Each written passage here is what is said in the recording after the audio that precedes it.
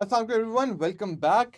आज हम एक नया ब्रांड न्यू टॉपिक स्टार्ट करने जा रहे हैं और ये मेरा बहुत फेवरेट टॉपिक है और बहुत इंटरेस्टिंग भी है। सिंपल से इसका नाम है लॉजिकल रीजनिंग। के अंदर ही ये आता है पीएमसी के सिलेबस के हिसाब से, जिसको हम कहते हैं cause and effect. Cause and effect simple सी बात है जी।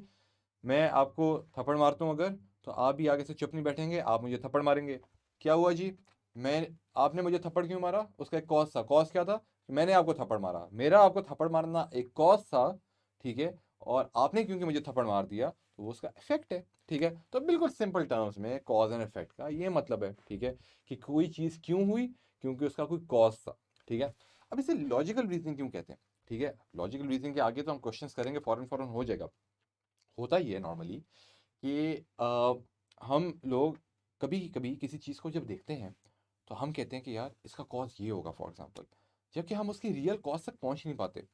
तो पीएमसी ये चाहता है, या दुनिया ये चाहती है आपसे, कि जब भी आप किसी चीज़ को देखें तो उसका कॉज आपको पता होना चाहिए, या अगर कोई कॉज अगर आप देखें तो उसका एक प्रेडिक्टेबल इफेक्ट आपको पता होना चाहिए। मिसाल के तौर पे, अगर बारिश अगर होती है तो बारिश के बाद जाहिर सी बात है एक रेनबो निकलता है, ठीक है।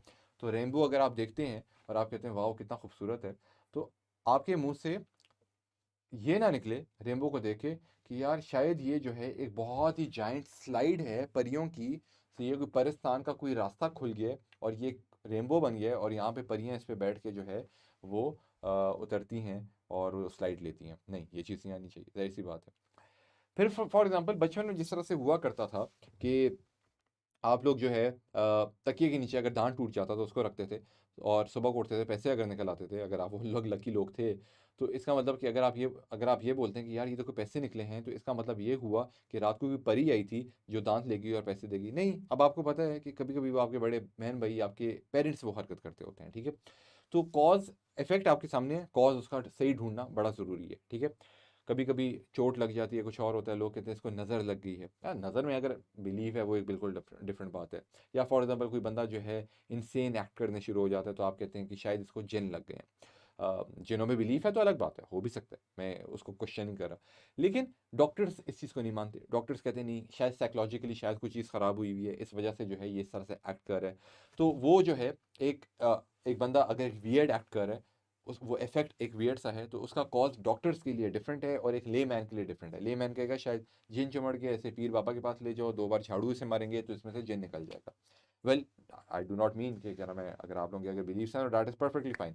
लेकिन कुछ लोग जो है इस चीज़ को नहीं मानते। लोग कहते हैं कि नहीं, ये बंदा अगर वियर्ड एक्ट कर रहा है तो इसका मतलब ये हुआ कि इसका जो कॉज है वो शायद इसकी बीमारी है, ठीक है। लोग नॉर्मली कहते हैं कि यार और मेरे ख्याल से कॉज एंड इफेक्ट हम लोगों ने पहले कवर किया भी है। लोग फॉर एग्जांपल कहते हैं कि यार कैंसर हो गया है। कैंसर क्यों हुआ है? शायद स्मोकिंग ज़्यादा करता था, ठीक है। लेकिन हो सकता है एक डॉक्टर बोले कि नहीं, मैं फर्दर इन्वेस्टिगेट करना चाहूँगा कि ये वाला इफेक्ट क्या स्मोकिंग से हुआ है या किसी और वजह से हुआ है। तो एक्चुअली कॉज को ढूंढने की कोशिश करेगा। तो ज़िंदगी में बहुत ज़रूरी है कि कभी भी आप कोई भी इफेक्ट देखें तो आप डायरेक्टली ये ना बोलें कि ओ इसका ये कॉज होगा। फॉर एग्जाम्पल, एक बंदा अगर आपके साथ बदतमीज़ी कर रहा है, आप बोलें कि यार मैं इसकी परवरिश ही बचपन से बुरी है, नहीं, ये बात गलत होगी, ठीक है। आप ज़रा देखें कि यार ये बंदा अगर बदतमीज़ी कर रहा है तो उसकी क्या रीज़न है, ये बंदा अगर आजकल वियर्ड एक्ट कर रहा है तो उसकी क्या रीज़न है, सही है। तो कॉज को समझना बड़ा इंपॉर्टेंट है और कॉज एंड इफेक्ट का रिलेशन आपस में समझना बड़ा इंपॉर्टेंट है, and for that reason PMC ने कॉज एंड इफेक्ट डाली है, ठीक है। मैं इस तरह की बहुत सारी बातें जो है लोगों के साथ शेयर करता रहता हूँ, जिसमें मैं चाहता हूँ कि उनकी पर्सनल ग्रूमिंग हो, ठीक है। और वो सिर्फ सब्जेक्ट के हवाले से नहीं, ऐसे भी जनरली। तो for that do follow me on amar.ali.ub, जिसके अंदर एक बहुत ही फन तरीके से हम लोग जो है एक दूसरे से इंटरेक्शन रखते होते हैं, ठीक है। And of course near peer official as well. तो कॉज एंड इफेक्ट के ऊपर फॉर्मली चलना शुरू करते हैं। बेसिस तो आपको समझ आ गई, मैंने आपको थप्पड़ मारा, आपने मुझे थप्पड़ मारा, मेरा थप्पड़ मारना एक कॉज बना, आपने जो मुझे थप्पड़ मारा वो एक इफेक्ट हुआ, सिंपल एज दैट। अब उसकी थोड़ी सी कॉम्प्लिकेशन है, उसमें हम जाएंगे, लेकिन अभी ज़रा देखते हैं पीएमसी क्या कहने की कोशिश करे।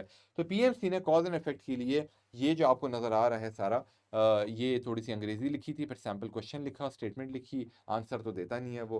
तो उसने बोला कि चलो भैया इसको करो, तो हमने कहा चलो ठीक है। तो इसको मैंने थोड़ा सा बड़ा करके मैंने लिखा है, कॉज एंड इफेक्ट पीएमसी के लिहाज से क्या है। तो पीएमसी ये कहता है कि cause and effect is the relationship between two things, ठीक है जी। बिल्कुल ठीक है जी, समझ आ गई कौन सी दो चीज़ें। When one things make something else happen, एक चीज़ हुई, ए एक्शन हुआ, इसने जो है बी कॉज किया, ठीक है। तो one thing causes an other thing, ठीक है। When examining events, people naturally seek to explain why things happen. कभी भी कोई भी चीज़ होती है, कोई किसी की डेथ हो गई फॉर एग्जांपल, तो आप कहोगे इसकी डेथ इस वजह से हुई होगी, या लोग पूछने शुरू हो जाते हैं भाई डेथ क्यों हुई, सही है, बेवक्त बारिश हो रही है तो क्यों हुई, किसी को जेल हो गई तो क्यों हुई, मार्क्स खराब आ गए क्यों हुए, अच्छा टॉप कर लिया कैसे, ठीक है, फेल हो गए, पूरी फूफियाँ चाचियाँ सब कॉल करने शुरू हो जाएंगी, वो बच्चा मेडिकल में रह गया, सब लोग आ जाते हैं जो भी इफेक्ट हुआ होता है उसके कॉज को पता करने के लिए। तो ये लोगों की नेचुरल टेंडेंसी है, तो इसलिए you need to be good at it, ताकि आप जो है खामा की गलत जजमेंट्स बैठ के ना बना लें, ठीक है। So when examining events people naturally seek to explain why things happened, this search often results in cause and effect reasoning, which asserts or denies that one thing causes another or that one thing is caused by another। मतलब कि क्या हुआ कि ये जो search है ये cause and effect की रीजनिंग, फॉर एग्जांपल आप कहते हैं कि भाई, मिसाल के तौर पे पहले ज़माने के अंदर लोग हज़रत इब्राहीम की एक एग्जांपल है, वो कहते हैं कि यार दुनिया सारी जो है कौन चला रहा है, शायद मेरा खुदा सूरज है, लेकिन सूरज जो है वो तो डूब जाता है, ठीक है, तो ये तो कॉज हो ही नहीं सकता इस इफेक्ट के लिए, क्योंकि ये तो डूब जाता है, लोग जो हैं वो ढूंढते हैं, आंसर ढूंढते हैं कि यार ये चीज़ अगर हो रही है तो इसका कॉज क्या है पीछे, ठीक है। तो ये जो सर्च ऑफ कॉज है, तो ये सर्च ऑफ रिजल्ट जो है, हर बंदा रिजल्ट्स लाना चाहता है। फॉर एग्जाम्पल मेरा ये पौधा पड़ा पड़ा क्यों मुरझा गया, तो उसको जब कमरे में पड़ा हुआ पौधा क्यों मुरझा गया और बाहर पड़ा हुआ पौधा जो है वो क्यों हरा भरा हुआ है, तो उसकी रीज़न ये है, पहले जब वो देख रहे हैं कि भाई बाहर भी पौधा पड़ा हुआ है, अंदर भी पौधा पड़ा हुआ है, मैं बाहर भी उसको पानी देता हूँ, अंदर भी पानी देता हूँ, तो अंदर वाला पौधा इतना अच्छा ग्रो नहीं कर रहा, बाहर वाला अच्छा कर रहा है। तो जब उसकी एक्सप्लेनेशन में कोई बंदा जाएगा, जब उसके रिजल्ट्स को देखने के लिए बंदा जाएगा, तो उसे इन्वेस्टिगेट करेगा, तो उसको समझ आएगा कि अंदर वाला पौधा इतना अच्छा फोटोसिंथेसिस नहीं कर पा रहा जितना बाहर वाला कर रहा है, क्योंकि बाहर वाले को सनलाइट मिल रही है, अंदर वाले को सनलाइट नहीं मिल रही। तो कॉज एंड इफेक्ट, सही है, तो मतलब क्या कि a good sunlight will cause a plant to grow good, तो उसका इफेक्ट क्या होगा, प्लांट अच्छा ग्रो करेगा, कॉज क्या होगा, अच्छी सनलाइट, ठीक है। तो ये वाली चीज़ जो है बड़ी इंपॉर्टेंट है, कॉज एंड इफेक्ट की रीजनिंग, ठीक है, जिससे लोग जो हैं या तो कोई चीज़ डिनाई करते हैं या तो कोई चीज़ एक्सेप्ट करते हैं और बोलते हैं यार ये वाली चीज़ इसने की है या ये वाली चीज़ इसने नहीं की। तो पीएमसी चाहता है कि बच्चे हमारे जो हैं वो कॉज एंड इफेक्ट को अच्छी तरह से समझ सकते हों, ठीक है जी। आई होप ये चीज़ आपको समझ आ गई हो। अच्छा जी, अब पीएमसी ने आगे एक सैम्पल क्वेश्चन दिए है। सैम्पल क्वेश्चन क्या है आपके सामने है, आप पॉज करके अगर इसको सॉल्व करना चाहते हैं तो आप बाय ऑल मीन्स से सॉल्व करें, लेकिन मेरा मकसद आज का ये है कि मैं चाहूँगा कि मैं आज जो क्वेश्चंस मैंने आपके लिए निकाले हैं उनको ज़रा सॉल्व करेंगे। उनको सॉल्व करने के बाद हम लोग देखेंगे कि ये वाला क्वेश्चन जो आपके सामने इस टाइम पर है ये सॉल्व हो सकता है कि नहीं हो सकता, ठीक है जी। वही वाली ट्रिक जो मैं हमेशा करता हूँ, पहले हम अपने मेथड्स को देखेंगे, अपनी एक्सप्लेनेशन को देखेंगे, उसके बाद आप मुझे टेस्ट में डालें, ये देखेंगे सर अमार ने जो तरीका बताया था वो वर्क कर भी रहा है कि नहीं कर रहा है, ठीक है जी। आई होप ये आपको समझ आ गया हो। लेकिन फिर भी सैम्पल क्वेश्चन की ज़रा शक्ल देख लेते हैं, सैम्पल क्वेश्चन की शक्ल के, शक्ल कुछ इस तरह की होती है कॉज एंड इफेक्ट की, कि आपको जो है दो स्टेटमेंट्स दी जाती हैं, statement number 1 and statement number 2, और आपको बोला ये जाता है कि बताएं जी स्टेटमेंट नंबर 1 और स्टेटमेंट नंबर 2 के अंदर कॉज क्या है, ठीक है, और इफेक्ट क्या है, आप खुद ढूंढें इसके अंदर, ठीक है। ए कॉज है या बी कॉज है, या मतलब ये 1 और 2 है, ठीक है, सॉरी ए और बी तो हम नहीं कह सकते, तो ये 1 2 कॉज है या 1 2 कॉज है, मतलब कि स्टेटमेंट 1 कॉज है और ये इफेक्ट है, या फिर अदर वे अराउंड, ये इफेक्ट है और ये कॉज है, ठीक है, सिंपल ये चीज़ जो है आपसे पूछी जा रही होती है। अब जो नीचे, अब मैं बड़े मज़े की बात बताने जा रहा हूँ, इस चीज़ को बड़ा समझना है आपने, ठीक है। नीचे जो, और ये बात ना आपकी लाइफ आसान बना देगी, आपके पास नीचे हैं 5 ऑप्शंस, ठीक है। 5 ऑप्शन के अंदर लिखा हुआ होता है, पहली स्टेटमेंट होती है बताएं जी स्टेटमेंट 1 जो है वो कॉज बना और स्टेटमेंट 2 जो है वो उसका इफेक्ट बना, ये होती है ऑप्शन 1 हमेशा। फिर ऑप्शन बी ये होती है कि स्टेटमेंट 2 जो है वो कॉज है और स्टेटमेंट 1 जो है वो इफेक्ट है। स्टेटमेंट 3 ये होती है कि दोनों की दोनों स्टेटमेंट, स्टेटमेंट 1 और स्टेटमेंट 2, वो दोनों इंडिपेंडेंट कॉजेज हैं। इंडिपेंडेंट कॉजेज का क्या मतलब है कि एक कॉज ये है, एक कॉज ये है, जिसका आपस में कोई ताल्लुक नहीं है, ठीक है। डी क्या है, both the statement 1 and 2 are effects of independent causes, इसका मतलब क्या है कि दो डिफरेंट कॉजेज थे, ठीक है, और स्टेटमेंट 1 जो है वो इफेक्ट है इस वाले कॉज का और स्टेटमेंट 2 जो है वो इफेक्ट है इस वाले कॉज का, तो दोनों कॉजेज का आपस में कोई रिलेशन नहीं है, तो दोनों इंडिपेंडेंट कॉजेज हो गए, ठीक है।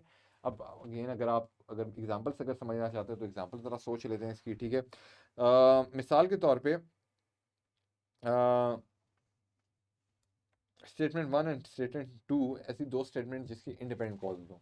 फॉर एग्जांपल एक बच्चे को स्कूल से निकाल दिया गया, ठीक है, और दूसरी स्टेटमेंट ये है कि एक स्कूल ने बहुत अच्छा और एक बच्चा जो है फर्स्ट आया, ठीक है। तो एक बच्चा जो फेल हुआ, ठीक है, बल्कि नहीं, एक और करते हैं। हाँ, सही है, एक बच्चा फर्स्ट आया और एक बच्चा फेल हो गया। अब एक बच्चा फर्स्ट आया वो है एक इफेक्ट, और एक बच्चा पास हो गया वो है दूसरा इफेक्ट। अब इसके पास होने का इसके फेल होने से कोई ताल्लुक नहीं, इसका फेल होने का इससे पास होने का कोई ताल्लुक नहीं। तो एक बच्चा जो पास हुआ है, फर्स्ट आया है, उसका कॉज एक डिफरेंट है, एक बच्चा जो फेल हुआ है उसका कॉज जो है वो डिफरेंट है। तो दोनों इंडिपेंडेंट कॉजेज ने इंडिपेंडेंट इफेक्ट्स दिए। तो स्टेटमेंट 1 एक डिफरेंट कॉज का इफेक्ट है और स्टेटमेंट 2 जो है वो एक डिफरेंट कॉज का इफेक्ट है, इंडिपेंडेंट कॉजेस, ठीक है। और जब भी ऑप्शन ई आपके पास है, ऑप्शन ई क्या होता है, वो है both the statement number 1 and 2 are effects of the same cause. तो यानी कि आपके पास कोई ए कॉज है जिसका 1 जो है वो भी एक इफेक्ट है और 2 जो है वो भी एक इफेक्ट है। मिसाल के तौर पे मैं कहता हूँ कि भाई बहुत ज़्यादा पानी जमा हो गया है रोडों के ऊपर, ठीक है, ट्रैफिक जो है इस वजह से जाम हो गया है, ठीक है, बल्कि चले रोड पे बहुत ज़्यादा पानी जो है वो जमा हो गया है, ठीक है। एक हो गया ये बल्कि नहीं, बल्कि हाँ सही है, बहुत ज़्यादा पानी जो है वो नालों में जमा हो गया है, ठीक है। और दूसरा हम एक और इफेक्ट निकालते हैं, बहुत सारे घर जो हैं वो टूट गए हैं, ठीक है, सैलाब में आकर, ठीक है, और बारिश वाले सैलाब में आकर, ठीक है, एज्यूम ये करते हैं। तो अब ये दोनों नाले जो हैं वो आपके भर गए हैं, ठीक है, सैलाब से, और बहुत सारे घर सैलाब से टूट गए हैं। इन दोनों की वजह क्या है? इन दोनों का कोई एक ही कॉज हो सकता है। क्या कॉज हो सकता है? मिसाल के तौर पे बहुत ज़्यादा बारिश पड़ी है, या फॉर एग्जांपल कोई नदी का बंद टूट गया है जिसकी वजह से पानी जो है वो शहर के अंदर आ चुका है या ज़िले या गांव के अंदर आ चुका है, ठीक है। तो इसका मतलब क्या हुआ कि एक कॉज है, एक कॉज मतलब नदी का बंद टूटा जिससे पानी आ गया, उसकी वजह से घर भी डूब गए और इसकी वजह से नाले भी पानी से भर गए। तो दो डिफरेंट इफेक्ट्स, लेकिन कॉज सिर्फ एक उसके अंदर आ गया, एक कॉज दो डिफरेंट इफेक्ट्स जो है वो निकाल रहा है, ठीक है। तो ये चीज़ तो आई होप आपको समझ आ गई हो कि क्या नाम है, ऑप्शंस क्या क्या होती हैं। अब मैं आपकी ज़िंदगी यहाँ पर आसान करूँ, ज़िंदगी आपकी आसान मैं इस तरह से करता हूँ, ये बताता हूँ आपको कि एक बात याद रखें कि ये जितनी भी ऑप्शंस हैं, आपको बज़ाहिर आपको 5 ऑप्शंस नज़र आ रही हैं, A B C D E. तो आप ये याद रखिएगा कि इसमें ये जो ऑप्शन है, ऑप्शन नंबर सी, ये ऑप्शन कभी होता ही नहीं है। ये ऑप्शन हमेशा गलत होता है। इस ऑप्शन को आप जब भी देखें, आप इसे नज़रें फेर दें, आप बोलें कि ये ऑप्शन है ही नहीं, ये ऑप्शन एग्जिस्ट ही नहीं करता, क्योंकि there can be no situation जहाँ पर ऑप्शन सी हो। और इसकी वजह क्या है, मैं प्रूव कर देता हूँ। उसकी वजह सिंपल ये है कि ऑप्शन सी ये कहता है कि both the statement number 1 and statement number 2 are independent causes.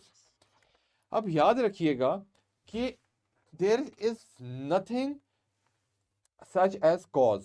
कोई एक चीज अकेला कॉज हो ही नहीं सकता। एक चीज कॉज तब बनती होती है जब उसका इफेक्ट उसके सामने नजर आ रहा हो।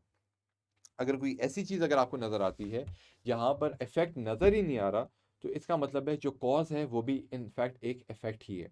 मैं एग्जांपल देता हूँ, मिसाल के तौर पे मैं आपको बोलता हूँ कि भाई मैंने आपको थप्पड़ मारा, इस वजह से आपने मुझे थप्पड़ मारा, ठीक है। तो मतलब आपने मुझे थप्पड़ क्यों मारा, सही है। अगर मैं कह रहा, मैं इसको थोड़ा सा रब कर देते हैं जी। आपने जो है मुझे थप्पड़ क्यों मारा? आपने मुझे थप्पड़ इसलिए मारा, ठीक है, मैंने आपको थप्पड़ मारा, ए ने बी को थप्पड़ मारा, ठीक है। आई एम सॉरी, मैं थप्पड़ की एग्जांपल दे रहा हूँ, ठीक है। ऑफ कोर्स मुझे आपको नहीं मारना चाहिए, आपको मुझे नहीं मारना चाहिए, लेकिन ऐसी मैं एग्जांपल दे रहा हूँ, ठीक है। या मैंने आपको पानी पिलाया, खैर मैं आपको पानी पिलाऊंगा तो आप मुझे नहीं पिलाएंगे, जाहिर सी बात है, तो थप्पड़ वाली एग्जांपल, ठीक है। तो मैंने आपको थप्पड़ मारा, आपने मुझे थप्पड़ मारा, ठीक है। तो आपने जो मुझे थप्पड़ मारा वो है इफेक्ट किस चीज़ का? उस कॉज का जो मैंने आपको दिया। मैंने आपको थप्पड़ मारा था इन द फर्स्ट प्लेस, तो मैंने कॉज क्रिएट किया, आपने इफेक्ट किया। अब इमेजिन करें एक ऐसी सिचुएशन हो जहां पर मैंने आपको जो है थप्पड़ मारा है, ठीक है। तो आप बोलेंगे कि भाई ये एक कॉज है, तो मैं कहूँगा कि नहीं भाई ये कॉज नहीं है। एक कॉज, एक स्टेटमेंट तब कॉज बनती है जब उसका इफेक्ट सामने नजर आ रहा हो, लेकिन अगर इफेक्ट नजर ही नहीं आ रहा तो कॉज हो ही नहीं सकता। तो फॉर एग्जाम्पल मैंने अगर आपको थप्पड़ मारा और आप कहते हैं ये कॉज है, तो मैं कहूंगा नहीं ये कॉज नहीं है, ये एक इफेक्ट है। ये एक इफेक्ट है एक उस कॉज का जिसके बारे में हम बात ही नहीं करें। तो अब हम एक्सप्लेन करेंगे क्या कि, सॉरी, अच्छा, तो हाँ, मैंने जो आपको थप्पड़ मारा वो इफेक्ट है, वो कॉज नहीं है, वो इफेक्ट है। वो इफेक्ट है किसी और चीज़ का जो आपने शायद पहले मेरे साथ की थी। फॉर एग्जाम्पल हो सकता है आपने जो है मुझे कोई गाली दी हो, ठीक है, जिसकी वजह से मैंने आपको थप्पड़ मारा। तो इसका ये मतलब हुआ कि अगर तो सिर्फ अगर ये वाली चीज़ एग्जिस्ट कर रही है कि भाई मैंने आपको थप्पड़ मारा और उसके अलावा कोई और स्टेटमेंट नहीं है, कोई और आपसे रिएक्शन नहीं आया, कोई और इफेक्ट उसका नहीं आया, तो इसका मतलब वो जो चीज़ जिसको आप कॉज कह रहे हैं वो कॉज नहीं है, वो भी इनफैक्ट एक इफेक्ट है, इफेक्ट ऑफ समथिंग जो शायद उससे पहले हुई हो। ठीक है, फॉर एग्जाम्पल कि मैं बोलूँ कि भाई कॉज अब क्या है कि आपने जो है मुझे गाली दी थी, ठीक है, तो आपने मुझे क्योंकि गाली दी थी, मैं आपको थप्पड़ मारा, तो आपकी गाली देना जो है वो कॉज हो गया। तो ठीक है, अब फॉर एग्जांपल ये थप्पड़ मारने वाला इवेंट एग्जिस्ट ही नहीं करता, सही है, तो अब आपने जो मुझे गाली दी, क्या मैं उसको कॉज बोलूँगा? नहीं, वो कॉज नहीं है, वो एक इफेक्ट है, वो दोबारा से एक इफेक्ट है। किस चीज़ का? हो सकता है कि उससे पहले कोई इवेंट हुआ हो सकता है कि मैंने जो है गाड़ी चलाते चलाते आपकी गाड़ी को गलती से मार दिया हो, आपको गुस्सा आ गया हो, आपने मुझे गाली दे दी, मैंने आपको थप्पड़ मार दिया, आपने मुझे थप्पड़ मार दिया, ठीक है, तो मैंने आपकी गाड़ी को, सही है, मैंने आपकी कार को स्ट्रोक किया, आपने मुझे गाली दी, मैंने आपको थप्पड़ मारा, आपने मुझे थप्पड़ मार दिया। तो अब ये इफेक्ट नंबर 1 है, ये इफेक्ट नंबर 2 है, ये इफेक्ट नंबर 3 है, लेकिन कॉज जो है वो है क्योंकि मैंने आपको कार मारी, ठीक है। अब मैंने आपको कार मारी, क्या ये एक इंडिपेंडेंट कॉज बन सकता है? कभी भी नहीं बन सकता। मैंने आपको कार क्यों मारी? क्योंकि वो भी एक इफेक्ट है, क्योंकि उसका एक कॉज शायद ये बने कि हो सकता है कि मैं लापरवाही से गाड़ी चला रहा हूँ, या मेरी गाड़ी का ब्रेक फेल हो गया, what ever the cause, what ever the cause is. तो कभी भी दो स्टेटमेंट्स पड़ी हुई हों और उनका कोई इफेक्ट ना नज़र आ रहा हो, तो वो इन इट सेल्फ इफेक्ट्स हैं, वो कॉज हो ही नहीं सकती। तो इसलिए ऑप्शन सी जो है वो आपने हमेशा इग्नोर करना है। ऑप्शन सी कभी भी हो ही नहीं सकता, ठीक है, ये ऑप्शन आपके लिए एग्जिस्ट ही नहीं करता। ऑप्शन ए, बी और डी, ई हमेशा आपके लिए एग्जिस्ट करेगा, ठीक है जी। आई होप कि आपको ये चीज़ आसान होगी हो कि ऑप्शन सी कभी सेलेक्ट ही नहीं करना, ठीक है। चलें जी, अब 17 मिनट हो गए हैं हमारे यहाँ पर, ठीक है। अच्छा जी, एक, अच्छा जी, जस्ट वन टिप, मैं आपको जल्दी से एक टिप दे देता हूँ जी। टिप क्या है जी? ए कॉज होगा बी का, या मतलब स्टेटमेंट 1 कॉज होगी बी की, या स्टेटमेंट 2 या बी कॉज होगा ए का, ठीक है। आपने सिर्फ एक टिप है, सिर्फ और सिर्फ एक एक तो टिप वो होगी कि आप ऑप्शन सी को एलिमिनेट कर दें। दूसरी जो टिप है, जो कि सबसे इंपॉर्टेंट टिप है, वो है कि आप एक वर्ड में से ले लें, दो वर्ड्स बल्कि ले लें, सो या फिर देयरफॉर।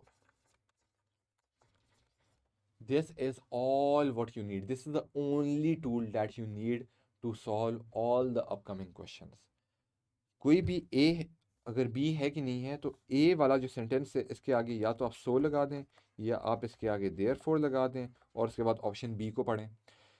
तो अगर तो सेंस बना रही है तो ये ऑप्शन ठीक है, अगर तो नहीं बना रही, आप बी के आगे सो या देयर फोर लगा दें, ठीक है, और फिर उसके बाद उसके आगे ए लगा दें। अगर सेंस बन रही है तो ठीक है, वरना गलत है। सिंपल सी बात है, ठीक है। मिसाल के तौर पे हमारे पास ये जो एग्जांपल थी यहाँ पर जो पीएमसी का था, आप इस वाले स्टेटमेंट के आगे सो लगा दें, और उसके बाद the standard of living of people और एवरी ब्ला ब्ला ब्ला ब्ला, और उसके बाद स्टेटमेंट 2 को आप पढ़ लें। या फिर अगर सेंस अगर नहीं बन रही, तो इसके आगे पहले आप सेंटेंस नंबर 2 पढ़ें, इसके आगे सो लगाएं, उसके बाद आप ऑप्शन नंबर 1 पढ़ें। नहीं सेंस बन रही तो आप जो है देयर फोर का फ़ायदा उठा लें, ठीक है। अक्सर औकात सो और देयर फोर दोनों का एक ही काम होता है, ठीक है, तो काम बन जाता होता है, ठीक है। तो ये टिप बस आपने फॉलो करनी है, सो और देयर फोर को दिमाग में रखना है। स्टेटमेंट 1 को 2 के साथ पढ़ें, 2 को 1 के साथ पढ़ें। अगर तो दोनों, अगर एक ही भी सेंस बन रही है, तो इसका मतलब या तो ऑप्शन ए ठीक होगा कि मतलब 1 is the cause of other, या ऑप्शन बी सही होगा कि 2 is the cause of other. अगर तो दोनों तरह से अगर सेंस नहीं बन रही, तो इसका मतलब है कि ऑप्शन डी या ऑप्शन डी ई को आप देखना चाहेंगे, ऑप्शन सी को तो आपने देखना ही नहीं है, ठीक है। ऑप्शन डी डी क्या कहेगा कि both statements 1 and 2 are the effect of independent causes, मतलब कि ये वाली सिचुएशन आपके पास होगी। या फिर आपके पास ये ऑप्शन होगी कि both the statement, statement 1 and statement 2, ये बड़ा रेड हो गया सॉरी, कि both the statement 1 and statement 2 they are what, they are the part of same particular conclusion. तो ये आपका ऑप्शन ई आ जाता है, ठीक है। तो ये आपने सिर्फ जो है एक टिप आपने जो है मेरी अपने पास संभाल के रखनी है, सो और देयर फोर को बस हम यूज़ करेंगे। यकीन माने किसी सवाल में मैं कोई नई चीज़ नहीं लाऊंगा, सो और देयर फोर यूज़ करूंगा और क्वेश्चंस को हल करूंगा कॉज एंड इफेक्ट वाले, ठीक है जी। चलें, वीडियो का टाइम मेरे ख्याल से 19 मिनट 40 सेकंड 19-20 मिनट होने वाले हैं। इतना लंबा लेक्चर नहीं बनाना चाहिए, इतना अटेंशन स्पैन आपका नहीं होता, आप भी तंग आ जाएंगे। तो इसलिए इस लेक्चर को ख़त्म करते हैं। आगे से हम स्टार्ट करेंगे इंशाल्लाह प्रैक्टिस से, और ढेर सारी तेज़ तेज़ प्रैक्टिस करेंगे, और हमारी पूरी की पूरी प्रैक्टिस हो जाएगी। इतनी प्रैक्टिस करेंगे कि आपको कहीं और से इंशाल्लाह प्रैक्टिस करने की ज़रूरत ना हो। तो इंशाल्लाह see you in the next lecture इंशाल्लाह। अल्लाह हाफ़िज़।